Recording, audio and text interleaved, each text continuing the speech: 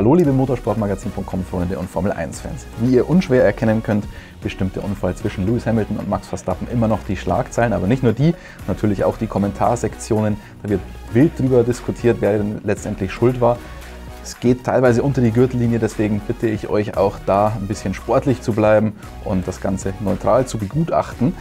Neutral betrachten, das ist ein sehr interessanter Punkt, denn wir haben jetzt unsere niederländischen Kollegen und britische Kollegen gefragt, was die von dem ganzen Unfall halten und vor allem, wer der Schuldige war. My name is Erik van Haren. I'm working for a Dutch newspaper, The Telegraph, and I write mainly about Max Verstappen. I'm Chris Medland and I'm an F1 correspondent for Racer. I'm Jan van der Burgt from Racing News 365. I'm the editor-in-chief. My name is Ben Hunt and I work for The Sun. I think I would have to agree with the race direction. In my opinion, I think Hamilton or Verstappen did leave Hamilton enough space, but Hamilton misjudged the entry of the corner. He wasn't close enough to the apex to make use of the gap that Verstappen left him, and he understeered into Verstappen, because of the lesser grip on the place that he actually was. Blame's tricky. I think it was a racing incident. I think that if you had to pick a person who was in the wrong, and I think it was Lewis. I think that the stewards were correct in their decision if you needed to pick someone to blame. But I think that if I was a steward, I would have called that a racing incident. But I blame Lewis. I don't think he got far enough alongside. There was a split second where maybe the cars were level, but from where they were coming from the angle into the corner, the type of corner it was, I think it was quite clear that Lewis was not going to be able to make that corner and not hit Max if Max didn't basically jump off the road for him. And I think Lewis knew that too. I think if you have to blame someone, because we always want to blame someone in a crash like this, then I think you have to say it's Lewis, because I think what the stewards wrote, I can live with that. I think Max, if you see the onboard as well, he shows Lewis he can go to the right, but he leave the room for him, I think, when they turn in as well. So, yeah, but I think it's a difficult situation because you go to a fast corner like Cops, and yeah, you have two guys fighting for the world championship, and yeah, I think Max is thinking Lewis is on the inside but he thinks maybe he will lift, but maybe Lewis thinks the same for Max. Pretty bad accident that Max had, but I think it was right that Lewis was fighting just as hard as Max had been. But sometimes just because the intentions are good doesn't mean you don't give a penalty. So I kind of felt like the way it was handled was pretty much spot on. There was enough blame to apportion to Lewis, but if you really wanted to avoid it, Max could have just not turned in so much. He could have gone wide and complained, but he's not that sort of driver either. So he knew he was kind of in the right to turn in and did it anyway. And then the accident happened. So I think that's where the stewards kind of went, not 100% Lewis's fault, but more Lewis's fault than Max's. And that's why he got the fairly small penalty. Bei der Schuldfrage sind sich die internationalen Kollegen also einigermaßen einig. Wie sieht es aber beim Strafmaß aus? Ist die 10-Sekunden-Strafe am Ende gerecht gewesen? Well, you can't judge a penalty based on the outcome of an incident. So when you have to just judge the mistake Hamilton made itself, I think a 10-second penalty is justified. I do agree with the whole thing of not looking at the consequence. Like, I want the drivers to kind of choose between themselves almost. Like they've got to be aware of the fact that they're going into such high-speed corner, what the outcome could be. And that's where you need this respect between the two of them. Of course, people tend to say that 10 seconds doesn't add up because afterwards he still won the race, but you can't blame Mercedes for overcoming that deficit whilst another team can't. So I think that 10-second penalty is justified, yes. I think realistically, the size of the error was quite small, which is why the penalty can't be too big, because it's so easy to get caught up in then what happened afterwards in terms of how big Max's crash was, but also Lewis then winning the race. And I think that's unfair to judge Lewis on as well, because you can't give a penalty that's bigger for a driver in a fast car and smaller for a driver in a slow car. If that had been a Williams driver that did it to Max, you still got to give the same penalty. You can't give them 5 seconds because they won't be able to recover so much in the race. You just have to do it judged on the incident. Yeah. What else can you do? I think, yeah, people talk about disqualification and stuff. Yeah, you never see that, so that will be too harsh, in my opinion. Yeah, you can give him a drive-through penalty, so then he wouldn't win the race. But yeah, I saw some. It's always difficult with this kind of things, who the stewards are. Maybe if there were other stewards, it was a no further action call. Maybe other stewards said drive to, stop and go. I've watched penalties being given out for the last couple of races, and they do always seem to be this 10-second penalty that seems to be quite popular. And I think that's quite a worrying trend. You know, it just seems that we have a phrase willy-nilly, which means dished out just ad hoc, very easy. You know, it seems as if it's like a convenient penalty now. The problem is, if you truly believe that that person has caused an accident, by giving him a 10-second penalty is all very well and good, but that doesn't help in this situation Max. You know, there's no benefit that he's got from this. So I think that it is tricky. I would like to see that the penalty system looked at. Max Verstappen hat sich nicht nur am Zwischenfall selbst gestört, sondern vor allem an den Feierlichkeiten von Lewis Hamilton. Während er noch im Krankenhaus für die Checks war, hat Lewis Hamilton ausgelassen mit den Fans gefeiert. Wie sehen das die internationalen Kollegen? I think that you need to roll back to 2 years and watch Lewis's celebrations at Silverstone then. I think that I can understand that he was angry. This is Max. I can understand that he was angry given the situation and he felt that it was wrong. But Lewis's celebration wasn't necessarily over the top. I don't think the team were over the top. He was desperate to win that race and he needed to win that race and did everything he could to win that race. I think he would have shown better sportsmanship if you know, at least asked about Max Verstappen or said, you know, he felt sorry for Max Verstappen. You know, maybe not even because he touched him, but because, you know, Verstappen left the race in a manner that, you know, was quite shocking to everybody. So if we would have taken the time to just comment on that and maybe celebrate a little less obvious, then I think it would have. Yeah, it would have made him look better. And I feel like there's just a big misunderstanding between both drivers because, as far as I'm aware, Lewis hadn't been told when he got out of the car that Max was in hospital. He'd been told that Max was okay and that he'd walked away from his car much earlier in the race. And then he'd focused on the race, focused on passing Charles towards the end, obviously was high on adrenaline, got out the car with a load of fans and celebrated with them. I kind of feel like that's on his team to go, just so you know, Max is in hospital. Like, it's not serious, but, you know, after that accident, he's had to go to hospital because then it's at least in Lewis's mind. If he still celebrates the same way, then I think that's slightly different. I understand Lewis that he is happy with the win, but the way he did it was a bit over the top, if you ask me. Secondly, I think what had made a big change was if Lewis, of course, you have the celebrations, you are happy, and then you have the interview, if you can call it like. You have a few questions. Of course, you have a lot of adrenaline after the race. But if you start the interview by saying, okay, first of all, I hope Max is okay. I hope it was not the way I wanted to win. Then that's a very different approach. Lewis obviously thinks that he was in the right and Max was in the wrong and kind of contributed to the crash. Max was thinking the other way around. So if it was the terms were reversed and it was Max sat there, he probably would say something similar, that he kind of thinks that Lewis put himself in that position. And that's just racing drivers being so blindly focused on what they believe is right, think they're the quickest, think they're the best, that I kind of appreciate why they think that way. But yeah, I think Lewis could have been a bit more maybe sensitive to the situation.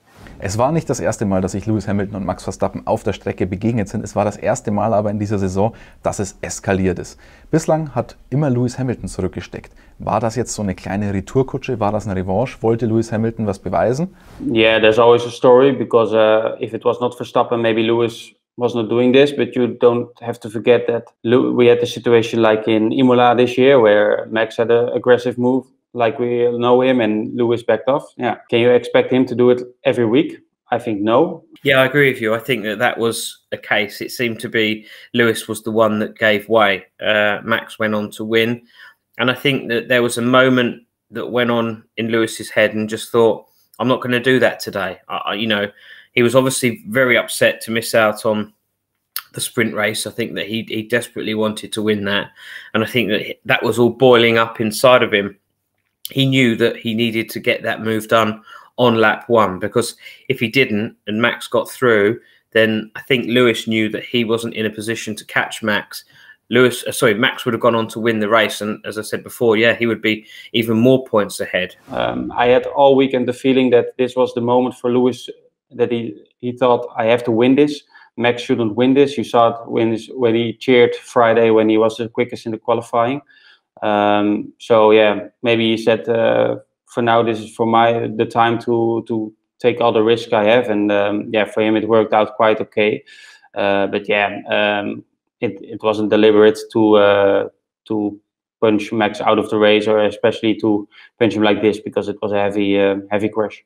Well, if you ask me, he did it on purpose. I really don't think so. I think he made the wrong mistake, but it still was an honest mistake. So I don't think he did anything on purpose. And yeah, maybe he wanted to show that he can battle with Verstappen and win a battle with Verstappen. But I think it's only a misjudgment on his side, and not intentional.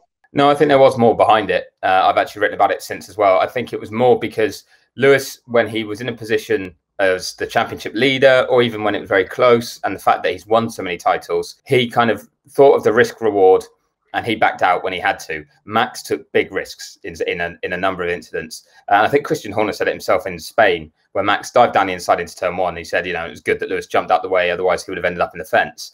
And it was true. And Lewis also didn't need to get involved in an accident at that point. He went on to win that race and he was in a good position. So at that stage, Lewis was maybe being a bit more conservative with his driving. Max was being very aggressive. The whole situation was reversed by now. This is the first time we've seen Max leading the championship in this way, with a genuine chance of winning the title.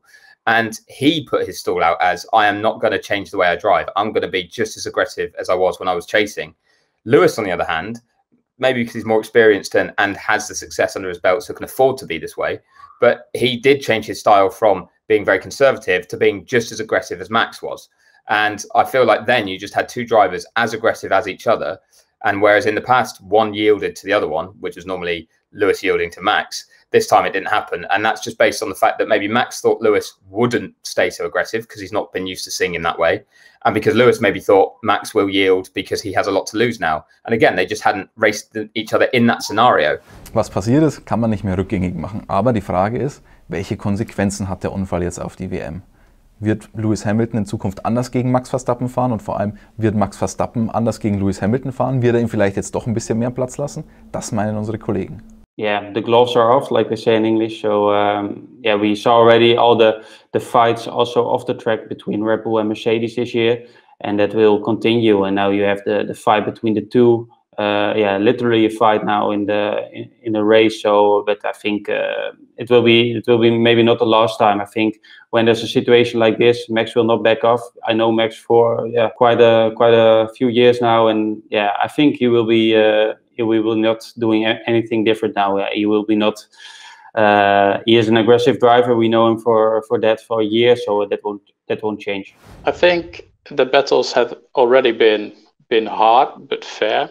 On a personal note, I do hope that they'll keep it fair in the future. But I think Max Verstappen over the past few years has evolved in a very, very mature driver. And the way he responded to the accident on social media does make me believe that he can leave this aside. It was a calm judgment afterwards, and I think there's no intention to settle the score in some of the next races. Absolutely. You don't forget what's happened. Whether it's Verstappen being even more firm because he's making sure he's not being intimidated, perhaps, and thinks, right, there's no way I'm going to yield to Hamilton in any situation. We might see that. Or we might see Verstappen then back off slightly more and think, okay, if he gets another lead, for example, of 30-odd points later in the year, and the same situation comes again, I reckon he probably thinks, okay, it's probably worth me just running a bit wide, complaining I was forced off track, slotting into second place. At worst, I get 18 points. At best, there's a penalty for Lewis, or I get him back later in the race. So I think maybe we'll see that change from Max. It probably will put a seed of doubt in Lewis's mind too, because he's taken so much criticism for this. I think for most people, it's a fine line between whether Lewis was at fault or you call it a racing incident. But very, very few people that I've seen have blamed Max for it. So I think Lewis will find that he maybe thinks twice in terms of the way he approaches racing Max still. But they'll both be firm, and perhaps if one is firm towards the other, that will just fire the other one up again because of what's happened. So the history always adds to it. It always builds. It's how they learn how to race each other, but it sometimes means that they won't back down again. And like we saw at Silverstone, if neither backs down, we'll have another accident. I think that was a case of Lewis, we have a phrase again, getting his elbows out and being aggressive. And I think that is something that we've seen there. And don't forget, we have seen this before. We've seen Lewis have a fight with Nico before. We've seen him fight with Sebastian before. With Max, we've never really seen that. We've seen him be the aggressor, but we've never actually seen anyone else really take Max on. And that for me is quite interesting. And I also need to point out the fact that that was a big crash for Max as well. And I think that Max doesn't often have those big ones. And it'll be really interesting in Hungary to see how he responds to those two incidences, you know, Lewis being the aggressor and to the crash. And I think you could see a different Max Verstappen in Hungary. Obviously a track that Lewis loves as well. So I think, you know, this battle isn't over yet. Uns wird ja ganz gerne mal vorgeworfen, nicht immer ganz neutral zu sein, den ein oder anderen Fahrer zu bevorzugen. Aber ihr seht auch bei den internationalen Kollegen, wie neutral man doch sein kann. Egal ob jetzt Niederländer oder Brite, am Ende haben die Situation fast alle sehr, sehr ähnlich eingeschätzt. Wenn ihr noch mehr zum WM-Kampf und vor allem zu Max Verstappen haben wollt, habe ich einen Tipp für euch, nämlich die aktuelle Print-Ausgabe von Motorsport-Magazin. Da ist Max Verstappen nicht nur auf der Titelseite drauf, sondern natürlich auch drinnen Exklusivinterview mit dem immer noch WM-Führenden. Daran haben wir gesprochen über Lewis Hamilton, über Psychospielchen, über mögliche Schwächen von Lewis Hamilton, die Max Verstappen gar nicht braucht. Und Jonas hat sich mit Kimi Räikkönen unterhalten und auch das hat einen sehr aktuellen Bezug, denn die beiden haben sich über Zweikämpfe unterhalten und über Strafen. Also nichts wie los und die neue Ausgabe von Motorsport-Magazin holen.